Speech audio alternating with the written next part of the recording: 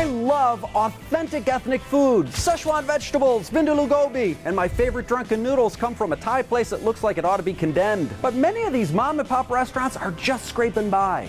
No, they're not making a lot of money. Sherri Kimes, professor emeritus at Cornell University, says Customers love delivery. and it's a preference that's only gotten easier to indulge. We go to the app, we press a couple of buttons, and voila, we have food. Right, but look at this recent commercial from Domino's. Local restaurants have been hit hard by fees from delivery apps. They take a huge chunk of our bottom line. All of that comes out of our pocket and goes to them. Domino's made millions by having an army of delivery drivers, so what gives? The website of a pizza shop in California says the difference is the new raft of third-party food delivery apps. Their page says they paid almost 80 grand to delivery apps on commissions as high as 34.5%. So let's unpack this. First, the apps were a great concept. At the beginning, it's like, okay, this is all right because I already have my labor there, I've already paid my rent, and so it's almost kind of like incremental profit that they might not have gotten regularly. Sure, the percentages hit smaller operations harder. That's a negotiated fee, but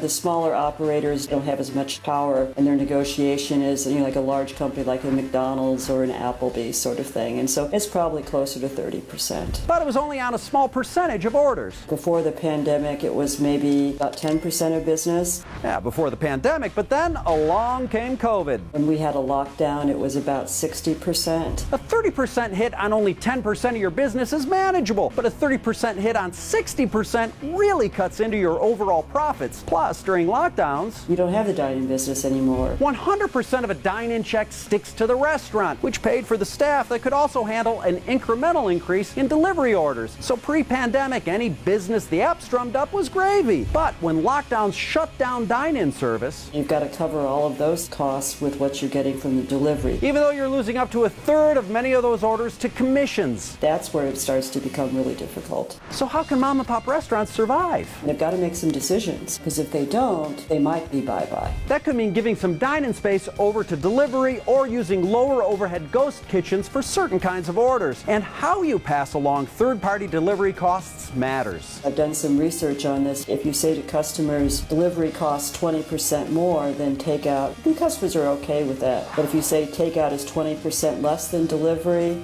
they love it. The bottom line for consumers who are serious about supporting mom and pop restaurants, pick up the food yourself. If you want to go ahead and match your ethics, you're going to have to do a little bit of extra work, which is going to be contacting the restaurant and doing takeout. It means you got to get there too, but that would help them immensely. Ordering mindfully to support local restaurants is at the top of the list.